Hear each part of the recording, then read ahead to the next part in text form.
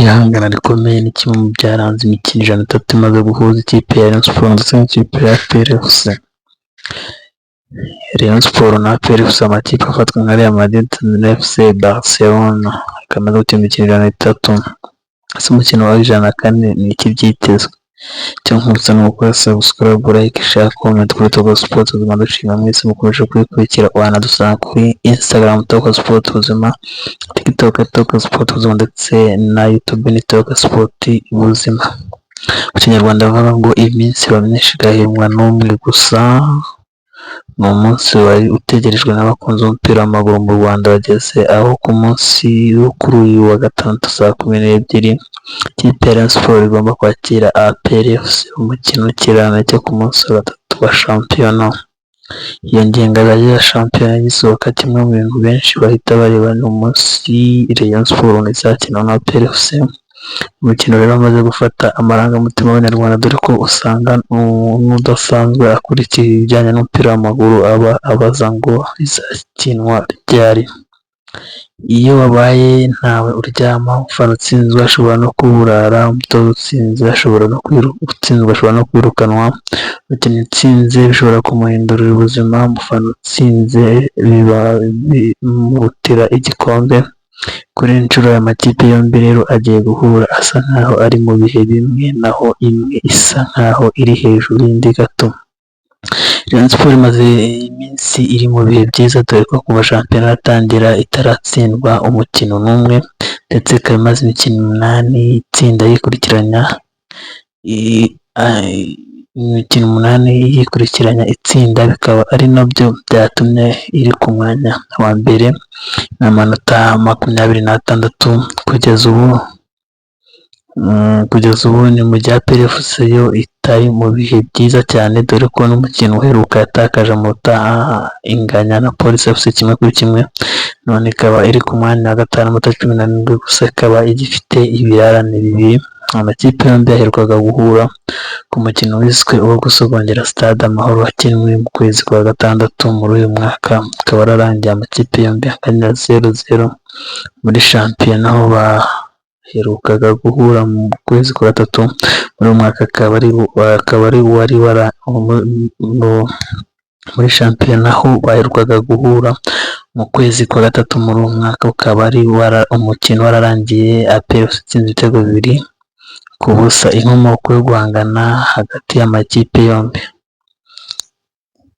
ubwo Jenoside yakorewe Abatutsi mu mwaka w'1994 yari ihagaritswe n'ingabo za RPA, amakipe yombi niyo yahise yigaragaza nk'akomeye kurusha andi mu Rwanda, dore ko kwiyubaka kwa Kiyovu Sport byagoranye. APR FC nk'ikipe y'isirikare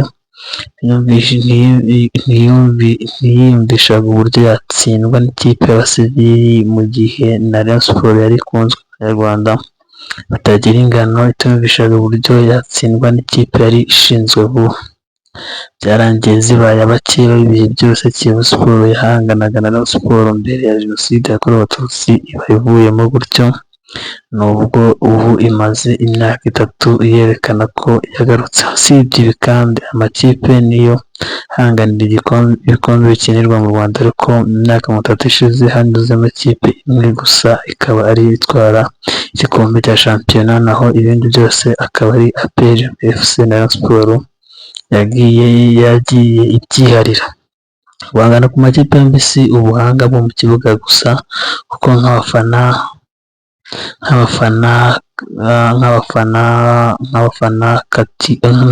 katibura akenshi usanga baba bakaniye umukino kurusha abakinnyi.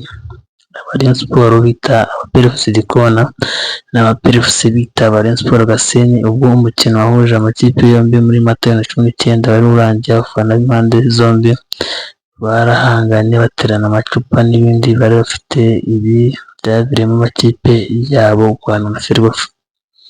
Imibare nyambere y'umukino wa Rayon Sports icakirana na APR FC umukino w'104, kuva APR FC yashinzwe ifite ibikombe 22 shampiyona, na Rayon Sports yashinzwe yingiwe i Nyanza mu myaka ya 58 ishize ifite ibikombe icyenda bya shampiyona. Ikipe y'Ingabo imaze kwegukana igikombe cy'amahoro inshuro 14 mu gihe Rayon Sports ishaka ku nshuro 10. Mwaka wa 2017 niwo wonyine aya makipe yabashije guhuramo inshuro nyinshi, dore ko yahuye inshuro 5 mu marushanwa atandukanye, ibintu bitigeze bibaho mu mateka y'amakipe yombi. Bikunda kuvugwa ko ahuzwa na leta ntashobora gukina umukino w'inshuti yiteguye ku bwayo.